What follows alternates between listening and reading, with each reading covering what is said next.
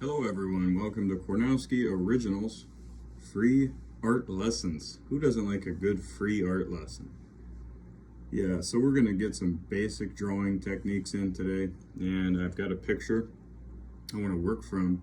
That's like a beautiful cabin out in the mountains, a place where most of us would like to be half the time, but it just, we can't all live in a cabin out in the mountains, can we? But we can imagine it in our minds. So we've got this blank piece of white paper. What are we going to do with it? One of my favorite things is just an empty frame, just a piece of white canvas, and just envision something on it, have fun, draw whatever really delights you, I guess. That's where I started drawing.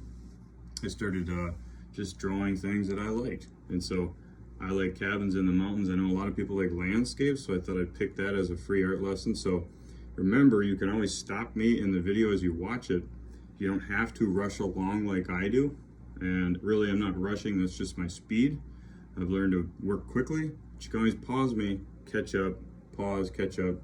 If you want to rewind something I said, if we use the term rewind anymore, you can always do that too. So the basics of drawing, as I was taught, I'm just going to grab one of my Derwent graphite pencils.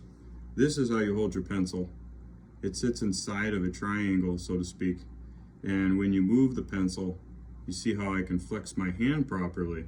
A lot of people hold their pencils incorrectly, and they're up here. I was doing this early on, and that was not correct either. It's supposed to rest on the middle finger. And what that does is allows the muscles of your hand to move the pencil properly. Then, the common error that almost every child does when they start, or any person in general, they want to go right for, the meat and potatoes. So they're drawing hard lines, and then they're upset because it didn't go over well. Well, what you want to do is start with your arm motion, and then you can move in a little bit on your pencil and do a forearm motion, and then you can move in closer, and now you're just using your finger muscles. But that's not until the end, after you've earned it and qualified to get to that point. So I will demonstrate with my lightest colored pencil that I have in my tray here is a B. B as in boy. You can also use H's, but you guys wouldn't be able to see that on here. And it might be kind of tough to even see it as I'm sketching, so I'll try to explain. First off, I'm going to keep the drawing very simple to kind of locate where I'm going to go with this cabin we were talking about. Now this is a sketch. I'm not going to do anything super detailed, super realistic looking. But usually when you start out in drawing, you're going to pick something that you like doing and just try to do something that isn't super advanced, because sometimes you bite off more than you can chew, and what happens? You choke. So take something that you enjoy. I think your loved ones will appreciate the fact that you just jumped out and did something they can hang on the fridge, so to speak. And so right now I'm just using a full arm motion. You might be able to see something on your camera there, but it's very light. I'm not drilling into the paper because it's hard to erase a line that's been impressioned into the paper really hard. So again, we're back to the B as in boy pencil. You can use whatever you want, just make sure it's not like an 8B. I taped it on there.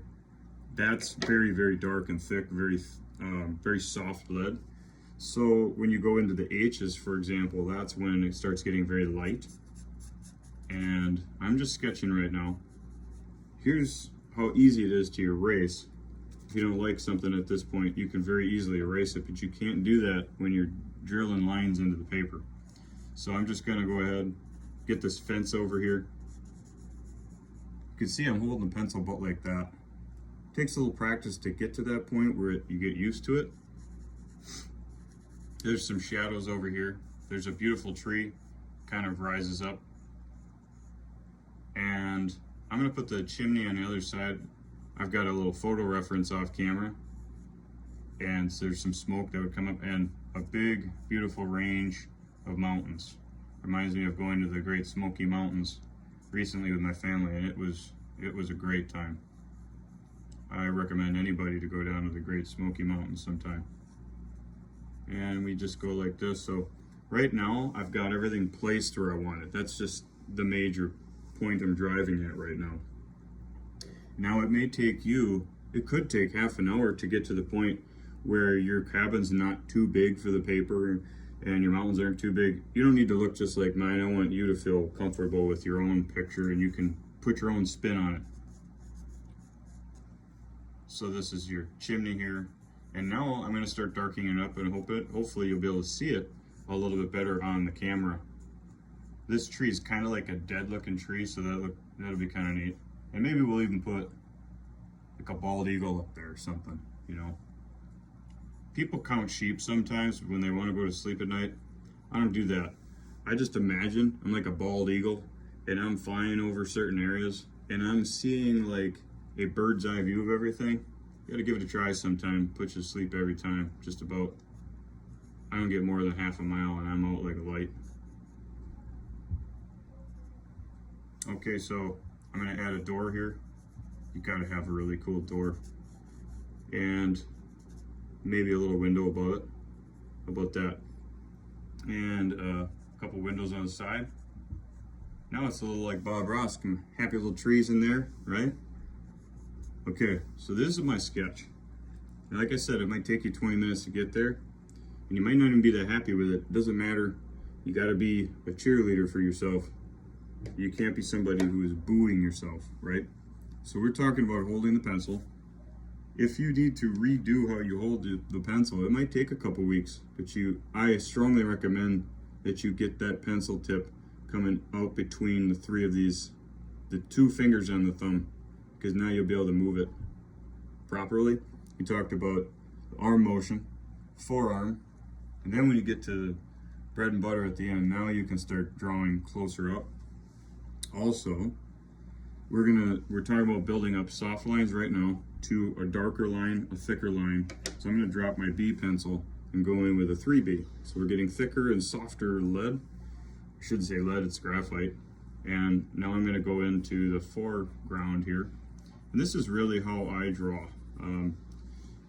Here's the thing, if you don't have graphite pencils and the ones that I have and H's and B's, did you know that you can pull off a really great drawing with a Papermate mechanical pencil?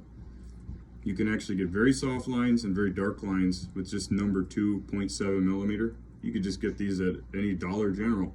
So if you don't have professional pencils, you don't need them, because you can make some beautiful art with just simple mechanical pencils. And when you break the tip or need a new tip, you just hit the end of it. You don't have to sharpen. So that's kind of fun. Maybe we'll do an art lesson with that sometime.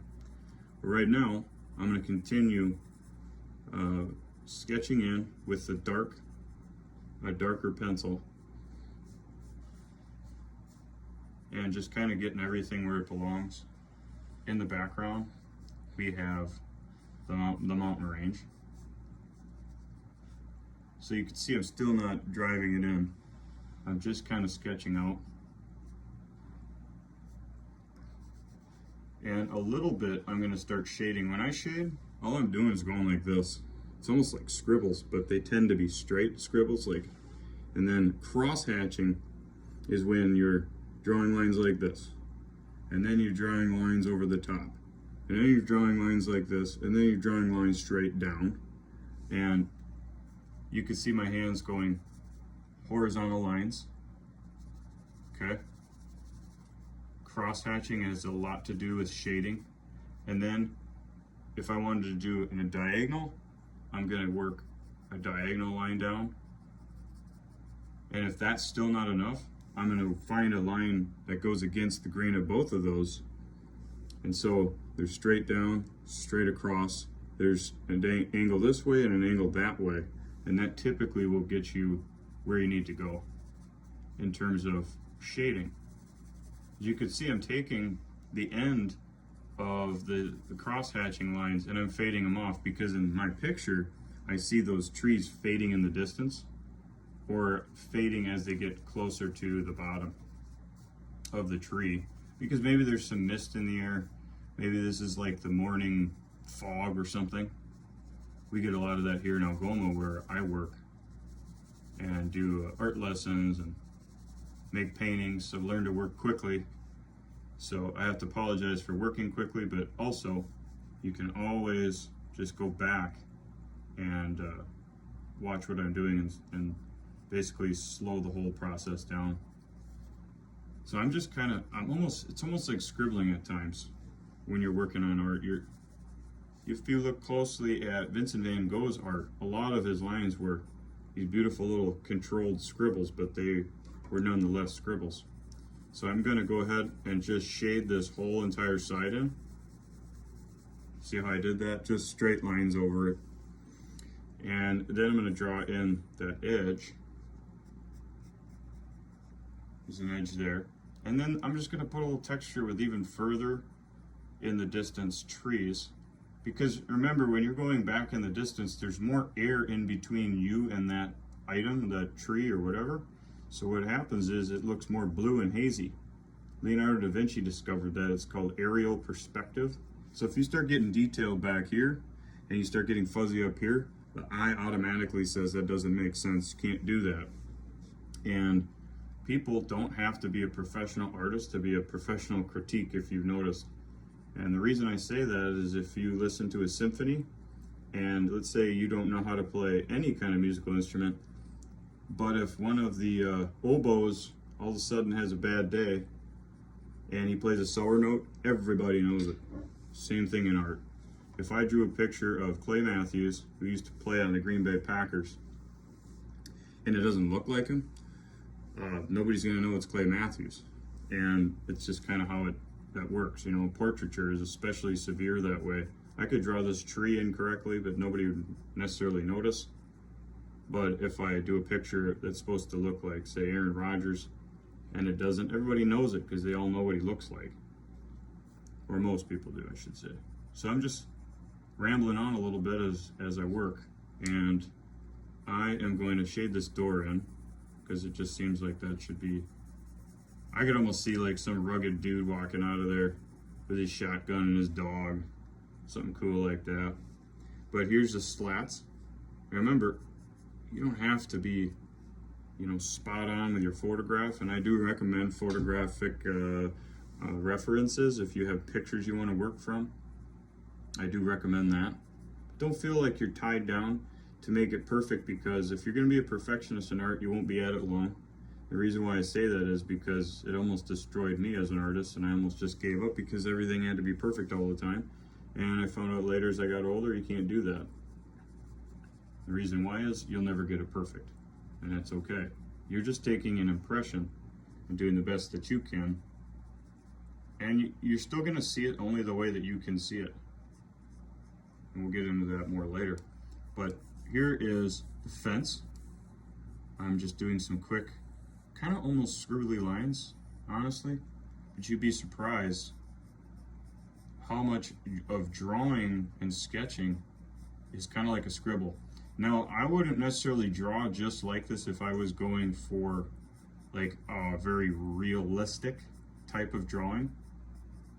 I would go with the beginning sketches like we were doing, but then I wouldn't allow my drawing to get really loose. But for the sake of a free art lesson that we can try to cram much as we can in about half an hour, I think this is pretty valuable, because when I was in my teens, I'd fill up little books like this all the time. Everywhere I went, everywhere I saw something, I'd drive off the side of the road and just do a sketch. It wasn't supposed to be perfect, none of that. It just had to be where I got the impression. And I'd sit and do a 45-minute to an hour drawing and just go for it. And that's one of the best ways to learn how to draw, is just getting out there and sometimes failing at it, but at least you keep it. Don't throw it away. Keep it in your journal. You can see how much better you're getting. As you can see, I'm still working away at this little sketch here. And my hand motion, if you're watching, is still just more of a forearm, bit of a crossover between the forearm and the arm motion, but I'm still not going like this. There won't be much of that in this lesson either.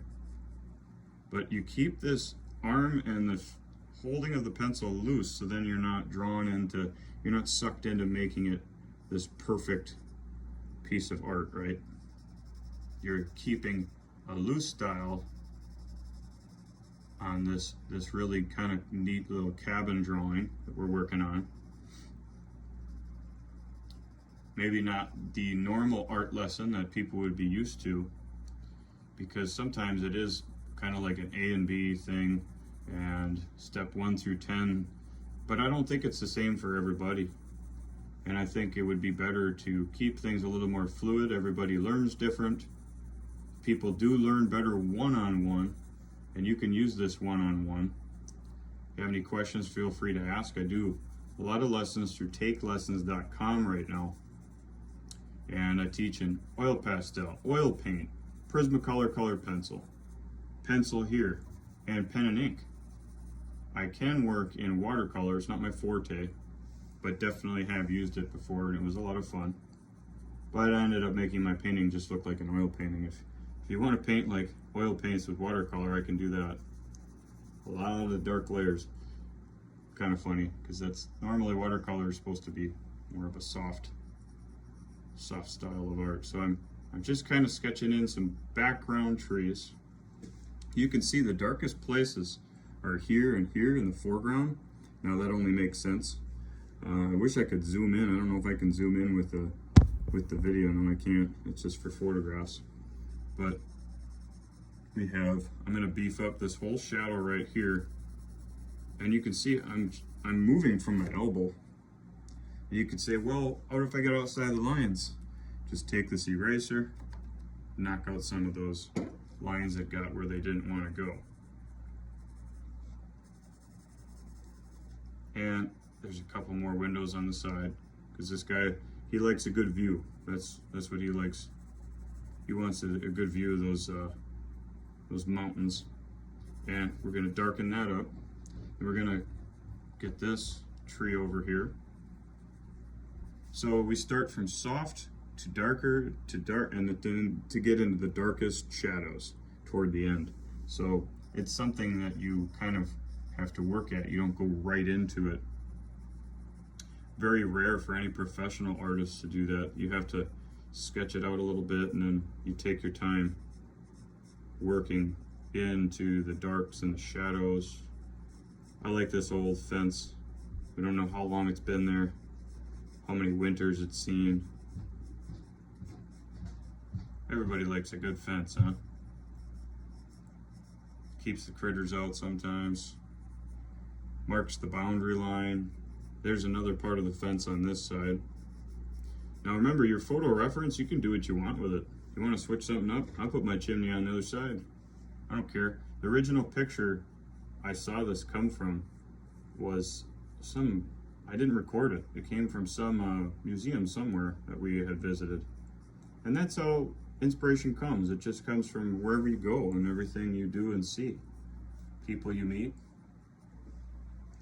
Now I don't want to neglect this really neat, kind of dead old tree that's rising up in the background.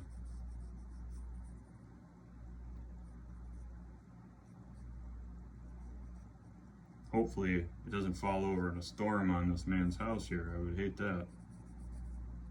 It'd be a rude awakening. So with trees, what I've noticed is when you draw a branch, it's like there's a little tree on every branch. If you look close, just play with me sometime. If you look at a tree, you'll see a branch coming off and it looks like its own tree. And then that has little tiny trees growing off of it. It's kind of an interesting way of looking at things. And so that's what you have to do when you're drawing trees. You want to look at it in that way. You don't want to have big thick branches at the end, because that defies nature. You have the thick trunk to a smaller branch to little twigs. Just like the arm motion, forearm motion, to those tiny little details that you're pulling out toward the end. And sometimes, if you see something as you're working, feel free to go right into it. You're not locked down into staying in any one area. I'm just gonna beef up that shadow that's underneath the awning, or whatever you'd call it, of this cabin. And so go back into this tree, and it's having branches rising up to the pinnacle of the tree, and we stop there at the top. Come back down and just find a balance. You're not going to find a bunch of branches on one side and just a few over here. That can happen with like lightning strikes and bad weather, but typically when a tree grows, it will have a balance to it. So remember that when you're working and you're kind of inventing as you go. Hope everyone's enjoying this free art lesson at KornowskiOriginals.com. And as I mentioned, we are also at TakeLessons.com. It's a new forum for just learning anything. You can learn music on there, all kinds of stuff. And especially during this COVID time that we're in right now in 2020, you know, I don't have to wear a mask. You don't need a mask on. You don't need an art teacher hovering over you. You can have your privacy there and be able to just put your camera on your art periodically as you work and as I work and demonstrate. I can get you to where you'd want to go. What are your goals? Do you want to be the greatest artist you can be? Do you want to get art in an art gallery? We can get you to the point where that happens. Just not pigeonholing you into the place where you can't grow as your own artist, where you're got many people in a classroom making the same exact style, where at the end of it we all sign our names and the only thing different about it is your name compared to your neighbors. So we want to get you to the point where you can make your own. Just like I look different than anyone else, even though a lot of people think I look a lot like my brother. We're not twins, but they think we are. But the way God designed us, we all look a little bit different. We sound a little different, dress a little different. Everybody's unique in that way. So I think it's the same with art. I don't think your art should look exactly like mine. Have your own technique to it, but use the basics, principles that your teacher can teach you. Whether that's me or someone else that you find that works for you. I think a best art teacher is somebody that can kind of tailor themselves to what works for you, not you feeling like you need to catch up all the time. See, I'm just kind of scribbling. I'm just going like this. But I'm not driving the graphite into the paper where if I didn't like something, I wouldn't be able to erase it, right? We talked about that. A lot of times people are not having the patience they need to stick around with it and build things up. When you build a house, you don't start putting the roof on right away. You got to build up foundation, put the walls up first. That's what we're doing in art. You got to build it up. And I've got some shading here I want to work on. It's really a pretty cool picture. It's not exactly like the original, but it's based on it. I think that happens a lot with musicians too. You hear something that sounded like something you heard in another song, but it's not plagiarizing because we can't help but be affected by everybody else's musical skills or artistic skills anyways. What we see in an art gallery, we are gonna accidentally use in our own art somehow, right? So you wanna go around the kind of art that inspires you, and that will be the thing that helps. You may have 3 favorite artists that help you become the artist that you ought to be. So being self-taught is great, but I don't think anyone is strictly self-taught, because you could just listen on the radio and just really enjoy that Jimi Hendrix music and how he played his guitar, and that affected you. Well, in a way, he was a teacher. So everything we get from others, you're getting good mentorship in some ways, even from people we don't meet. You read a book and you learn something from somebody. Here I am rambling on. So in the background here, we said we're letting these trees fade off into the distance, and maybe we want to put another board slat in there. They're not all going to be all the way across, just a little bit here, a little bit there, nothing too formal. Even this door is not exactly in the middle of the front of the house. Who cares? It's a cabin in the woods. We can do what we want, right? Last time I checked, a lot of old houses are not perfect at all. Their floors creak. As we get older, sometimes we start to creak, right? So we have to be forgiving toward our art, not feel like it needs to be perfect, because there is no such thing. I'm going to put another tree over here. And I like these evergreens, you know, they come to a tip and they're always green. They always are looking cool, you know. Although I like the trees where the leaves fall off. Up north in Door County, it's almost that time of year where you got the trees losing their leaves and the colors changing first, of course. And in the distance, we want to get that mountain range. We don't want it really dark though, but maybe just a little bit of a shading in between the peaks. And maybe just, you know, another little shape of a rocky crag or something coming out of here. And even up here, we can put, you know, a bird flying through.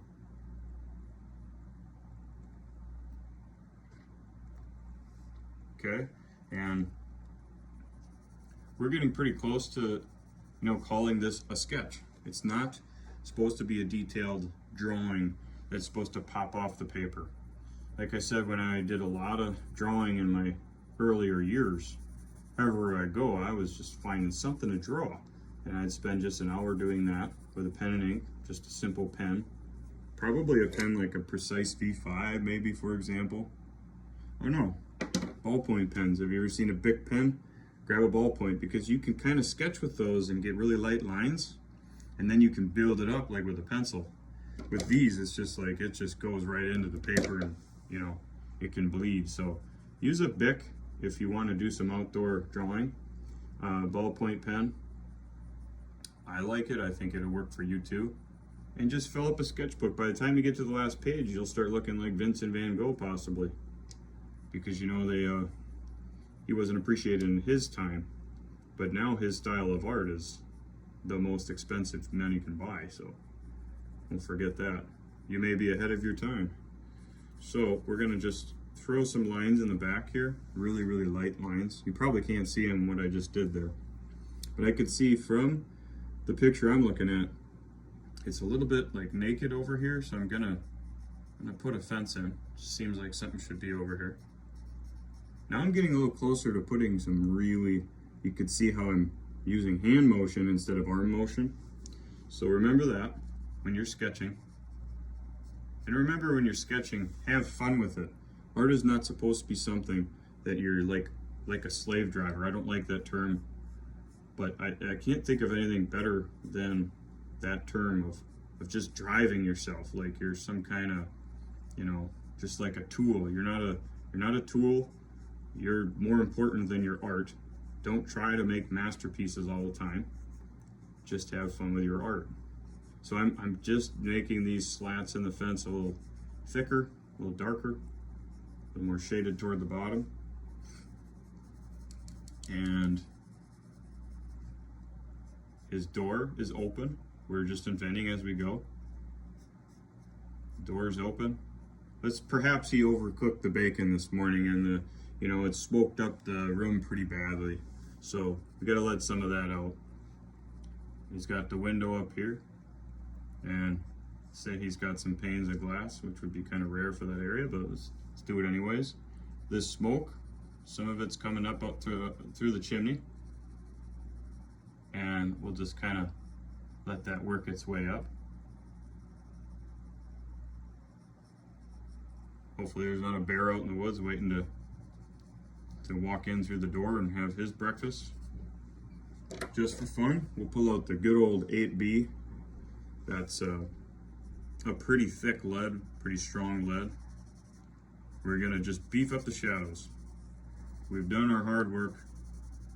We're nearing that corner here where we can just sign a quick little, signature on the bottom corner and say, okay, I'm feeling good about that little sketch.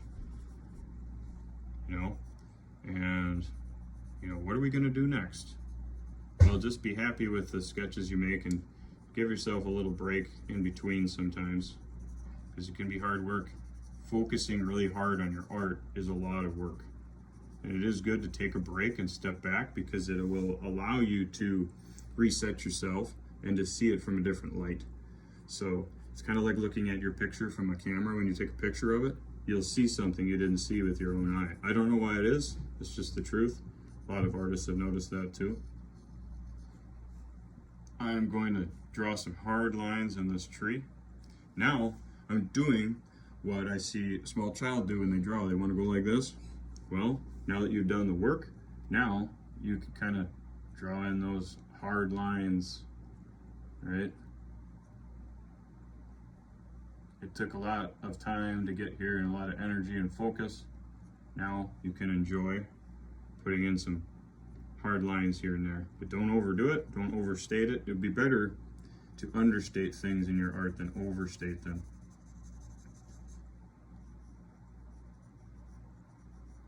So I hope you have enjoyed this quick little art lesson.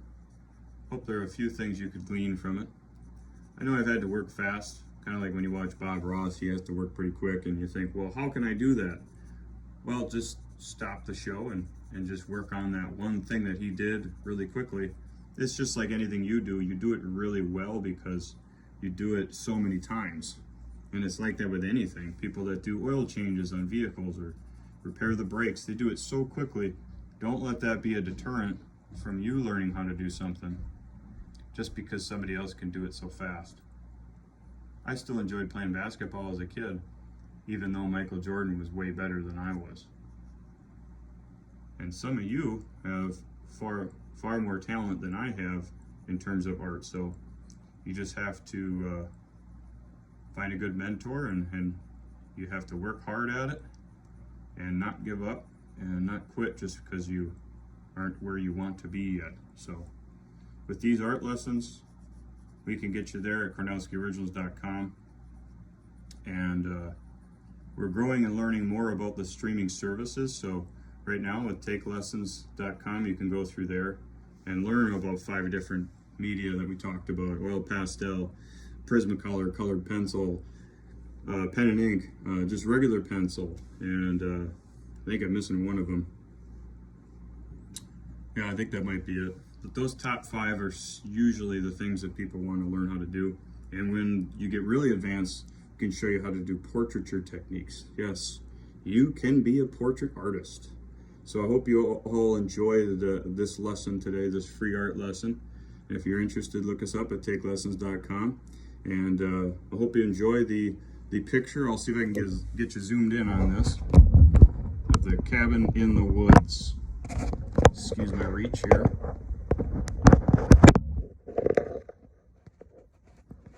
Thank you all for watching the video today. Have yourself a wonderful day. Bye now.